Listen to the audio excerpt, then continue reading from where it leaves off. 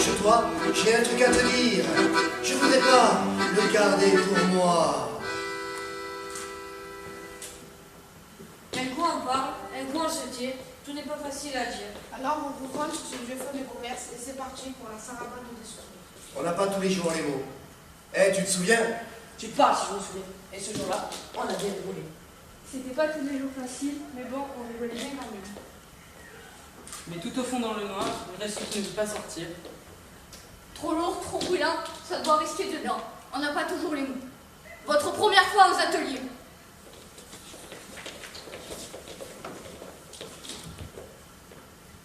Oui, je m'en souviens. J'étais apprenti. Je me rappelle quand je suis rentrée, pour la première fois, j'étais accompagnée de ma mère. J'avais 15 ans, le 15 septembre 1947. Les parents étaient conviés à venir assister leurs enfants à rentrer dans les ateliers, qui étaient avant tout un centre d'apprentissage, une école. Je vous dirais que j'avais le souffle coupé parce que j'arrivais de ma campagne, je ne connaissais ni d'Ève, ni d'Adam, ni de ce que c'était le milieu industriel. Je ne connaissais que le côté paysan et de ce fait, j'en avais le souffle coupé. Je ne faisais pas voir, mais j'étais très mal à l'aise. Si je m'étais écoutée, je serais partie de suite. Je serais retournée à Sénat. Nous étions nombreux. Il y avait déjà 2 promotions. On passait un examen pour l'apprentissage. C'était un concours. On était nombreux. Vous ne me suivez pas trop. Je me souviens d'entrer dans une grande salle. Je rentrais sans rentrer. J'allais passer un examen. Je ne savais pas si j'allais être reçu ou pas. Déstabilisé. Voilà, il faut le dire. Les racines, on les avait même à 15 ans. Ça m'a été dur, je ne me faisais pas trop voir, mais il fallait le faire. Je venais de perdre mon père 2 ans avant. J'étais contrainte et forcée de changer complètement de vie. C'était la première fois que je partais du giron familial. Je rentrais toutes les semaines à Sénas. Je rentrais le samedi et je partais le dimanche au soir. J'aurais jamais dû faire cheminot. J'aurais dû faire paysan, comme beaucoup de mon âge, avec la succession de mon père. Malheureusement, il y a eu des circonstances qui ont fait que j'ai été chamboulé. On m'a propulsé dans cette branche à un moment donné.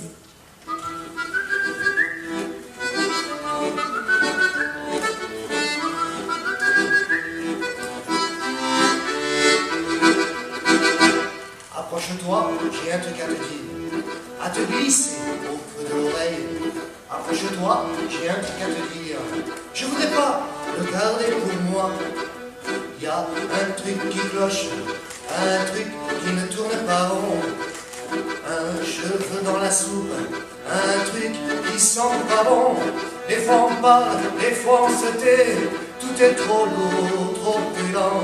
J'étais un chef, un joueur de sifflet, dans mon costume au bout du quai. Je sifflais sans jamais me tromper. Je sifflais sans jamais me tromper.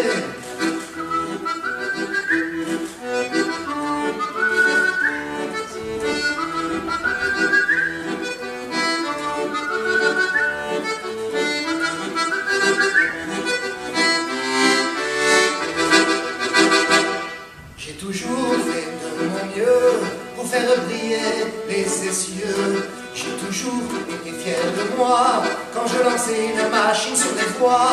Je n'entends plus le chant de ma sirène. Je ne l'entends plus, je ne l'entends plus. Je ne sais plus quoi faire de mes bras. Je ne sais plus quoi faire de mes doigts. Oh, plus d'odeur, plus de bruit, plus de graisse, plus de cambouis. Et nous, on est toujours en vie. Et pour nous, rien n'est fini.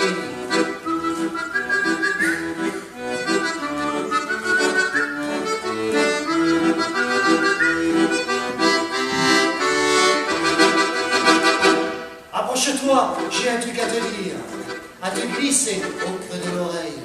Approche-toi, j'ai un truc à te dire, je voudrais pas le garder pour moi.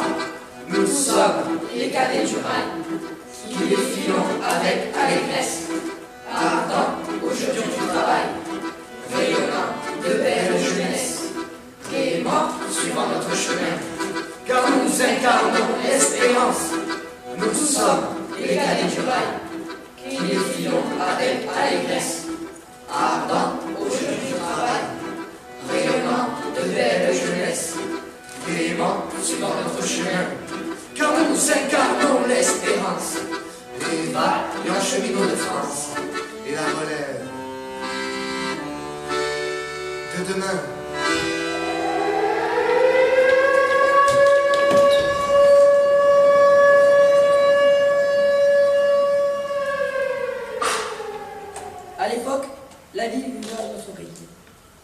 n'importe où, dans tous les quartiers.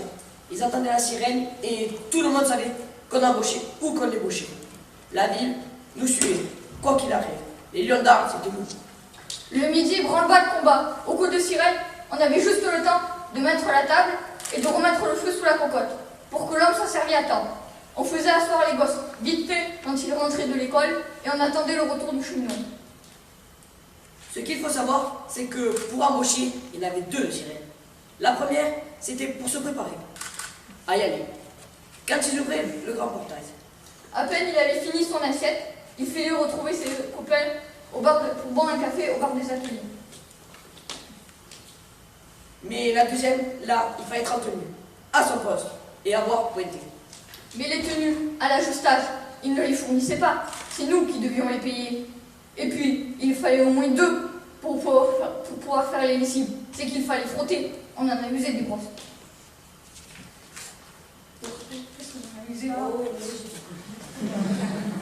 Je voulais pas faire cheminot. En 58, j'avais 28 ans et je voulais pas faire cheminot. Je suis d'une famille des cheminots d'art depuis mon arrière-grand-père. Je travaillais dans le privé, dans la SNCF. On installait la psycho dans les ateliers d'art. Il y avait des gars de mon âge que je connaissais, qui étaient rentrés aux apprentis et qui étaient en train de travailler.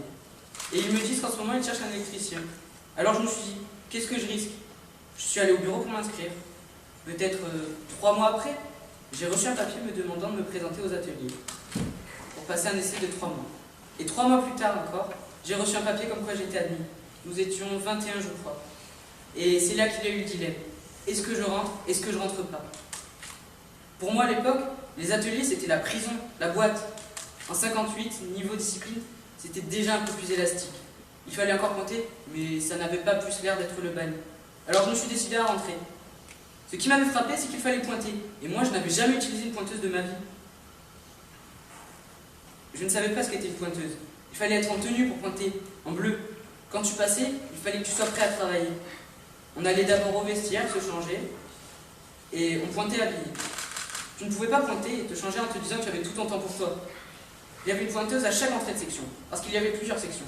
La mécanique générale, l'effort, il y avait ce qu'on appelait la CF, avec le grand immeuble, l'atelier des roues, de l'autre côté. Et dans chaque entrée de section, on était canalisés comme des bêtes. Tu passais par des barrières et il y avait la pointeuse. On prenait le carton de côté et tac, on passait. À la sortie, c'était l'inverse. On prenait le carton et tac, on sortait pour aller changer.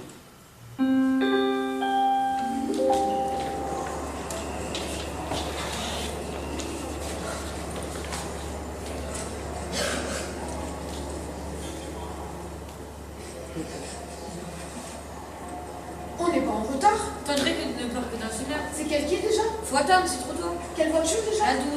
Et le numéro de la place? Le 36. Côté couloir? C'est ce que j'ai demandé. À quelle heure déjà le départ? Je viens de te le dire, dans une heure. Ah, à 12h.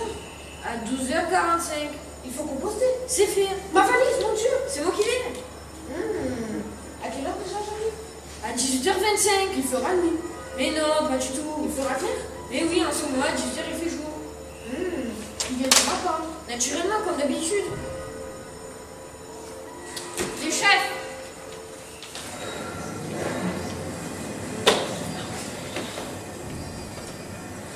Il était de là-haut, de Metz, monsieur Robert. C'est lui que j'ai eu comme contre-maître au début quand je suis rentré aux ateliers. Elle s'était défendue de déjeuner, vous savez, on cassait la croûte le matin à 8h30, et après c'était défendu. Il fallait se planquer. Quand je suis rentré aux ateliers pour manger, les vieux se mettaient derrière les établis. Quand je vous dis des vieux, ils avaient 45 ans. Pour moi, c'était des vieux. Ils étaient là, derrière, et dès qu'ils voyaient un chef, ils refaisaient surface pour faire voir qu'il n'était pas parti. Je me souviens à la mécanique, il y avait de grandes avenues et puis des travées avec des machines-outils, des établis, et nous, on était au fond. C'était à mes débuts aux ateliers. Tout le monde se planquait pour manger. Et M. Robert arrive. Il était grand. Il passait le matin. Et moi, j'étais en train de manger mon sandwich. Il s'arrête là-bas au milieu. Il me regarde. Moi, je continue. Alors il vient. Et jeune, t'es pas un peu gonflé? Pourquoi? Tu me vois et... Eh bien, vous m'avez vu. Attention, je vais te coller un P5. Ben, si vous voulez, on va le signer tout de suite. Et il n'a pas fait. Et même les matins, il me disait bonjour. Bah, c'est vrai, il m'avait vu, hein, pourquoi se planquer? J'avais 29 ans, j'étais pas un gamin quand même. Les surnoms.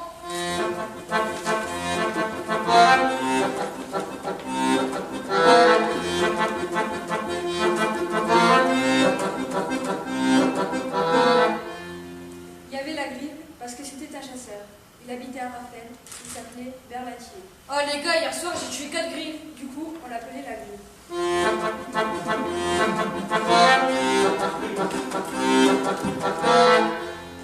y avait Porterie, on l'appelait la taupe, parce que c'était un type qui se mettait toujours dans un coin pour pas qu'on le repère. C'était un bon électricien.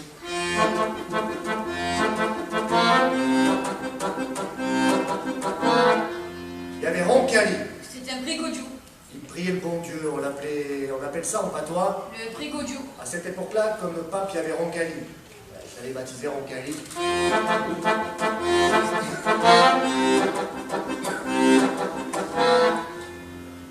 Il y avait Fassin, Cagnotte. Il y avait Molo, Pétoli. Les pétolis, c'est de l'argent, en patois. Oh, t'as encore des pétolis, toi? Il le demandait toujours, du coup, on l'a appelé comme ça. Qu'est-ce qu'il y avait encore? Il y avait la brème. C'est un poisson qui a plein d'épines. Et vu que lui, il est maigre comme un clou et qu'on n'y voit que les os, ben, on l'a surnommé comme ça. Moi, il m'appelait le petit. Au revoir, petit. Au revoir, Blanquier.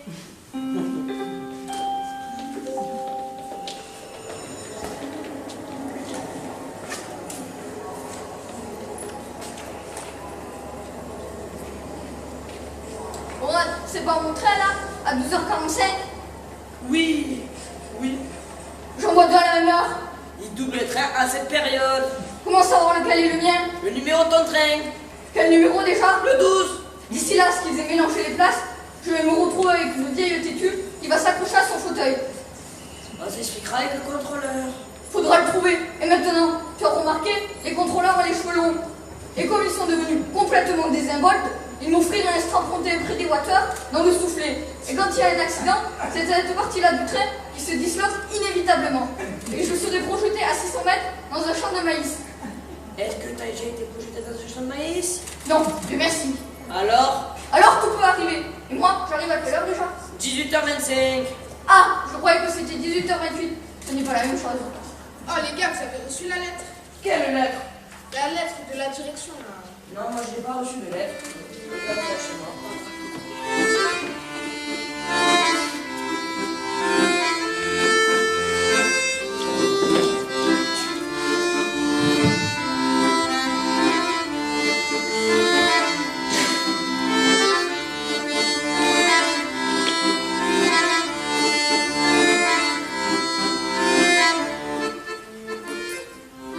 Mais docteur, Il ne parle plus.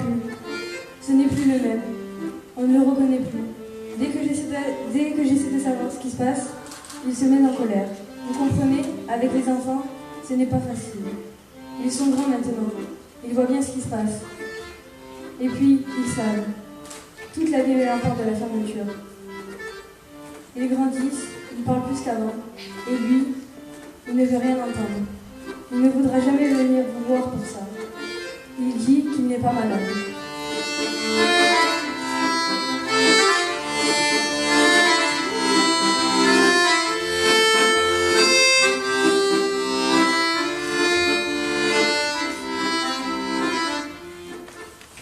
Vous savez, quand on a reçu la lettre, la première, en 68, il disait seulement que l'activité allait ralentir. Mais nous, on a bien compris où il voulait en venir. Je me souviens, j'étais dans la cuisine. Je me suis appuyée contre l'évier pour la lire. C'était un bac en faïence, avec un gros bord, comme un bourrier. Chaque fois que je repense à cette histoire de fermeture, je revends mon évier. Heureusement que je m'étais posée, parce que le sol s'est ouvert sous mes pieds. J'ai commencé à avoir froid, et j'ai paniqué. J'ai pensé aux enfants, et puis j'ai pensé à mon bonhomme, dans quel état ils allaient me le rendre. Ça sert à quoi de penser sa vie à la gagner si le travail, il vous la prend en tête?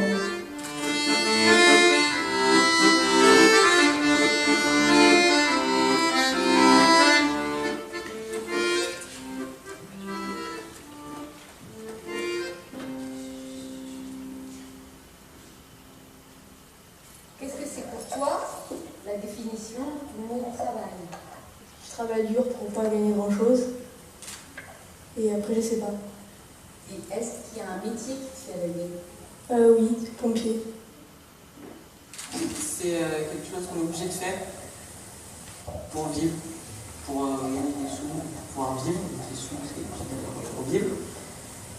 Et voilà. Et quel métier tu aimerais faire? Comédien. Moi, le travail, c'est en fait un truc où on doit se lever tous les matins, un truc énervant, comme l'école. Ça nous énerve, donc après, on doit gagner de l'argent et tout, et après, Et quel métier tu aimerais faire? j'en sais rien. Il n'y a pas un métier qui te fait rêver? Non. Aucun? Non. Bah, il faut écrire, se lever tôt pour essayer de gagner sa vie. Et on te donne des ordres, on doit les exercer. Et est-ce qu'il y a un métier que tu aimerais faire et qui te fait rêver? Ouais, comme du ingé. Pourquoi? Ben, je sais pas, parce que j'aime bien les gros ingés. Bah, pour moi, le travail, c'est quelque chose que des fois un peu pénible quand on ne travaille pas en classe. Après, bah, on se retrouve avec un métier qu'on n'a pas forcément envie de faire. Il y a un métier que tu aimerais faire? Prof des SVT. Pourquoi? Oh, parce que j'aime bien les SVT.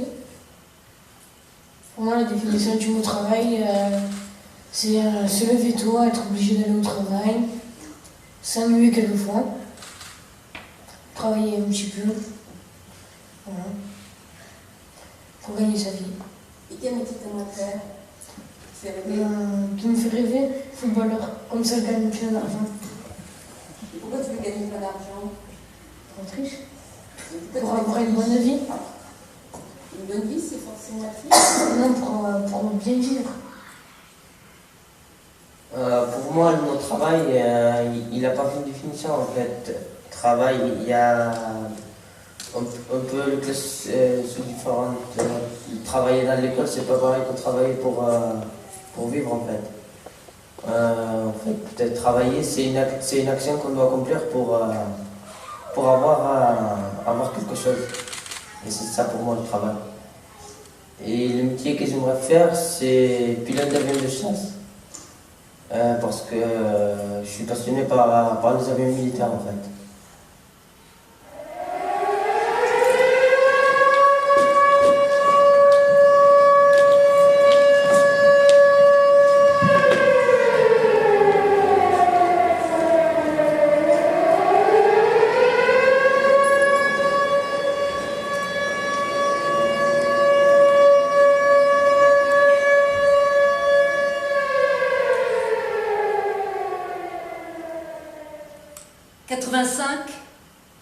La fermeture des ateliers SNCF.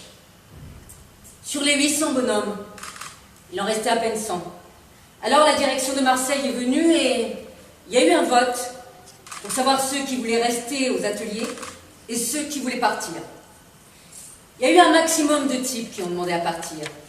On leur a demandé où ils voulaient aller. Il y en a qui ont demandé Avignon. Et d'autres, lui, il a dit « Je veux aller à Bauduc ». Quoi? Tu veux faire un Bauduc? Je veux aller pêcher. Et puis si vous m'envoyez à Miramas ou à Avignon, le lendemain je suis malade. Et j'ai pas demandé à partir moi. Lui, il n'a jamais eu peur de dire les choses, même au gros bonnet. Quelque temps après, la direction de Marseille est venue et lui a annoncé qu'il restait aux ateliers. Ils lui ont dit qu'il fallait tout démonter et envoyer ça en Italie. Ils sont restés à une dizaine. Ils démontaient, ils découpaient, ils mettaient tout ça sur des wagons. Les ateliers ont fermé fin 85. Ils ont commencé en janvier 85. Le dernier jour, c'est lui qui a fermé la porte. Je ne peux pas vraiment dire qu'il était triste sur le moment, mais il en a vu certains pleurer. Lui, non. C'était fini. La mentalité avait tellement changé.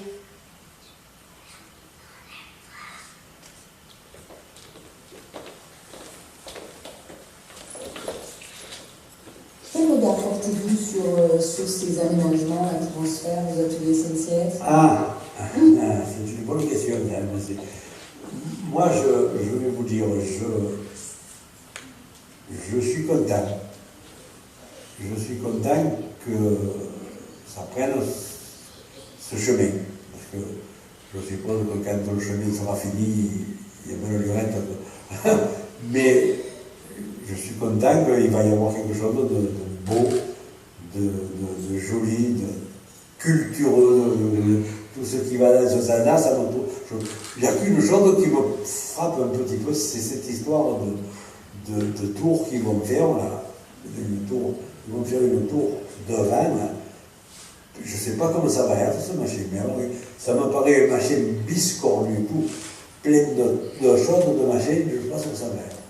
Mais en ce moment, moi je suis satisfait qu'on a l'impression que ça servira à quelque chose. Quand je voyais ces ateliers comme ça ne réjouissait pas non plus. Hein, parce que, bien évidemment, si vous vous prenez, vous allez jusqu'au bout, on aurait bien aimé que ça continue, que le chemin de fer garde Maintenant, ça vivra autrement. Oui. Quand ça sera autre chose, ça vivra autrement. Et c'est normal, les pages, il faut qu'elles se tournent à un moment donné, puisqu'elles doivent se tourner. Je crois qu'on avait un peu parlé, là, qu'on conserve au moins la rentrée de l'atelier, vous savez, là, le portail, comme on appelle. Ça, ils vont le garder.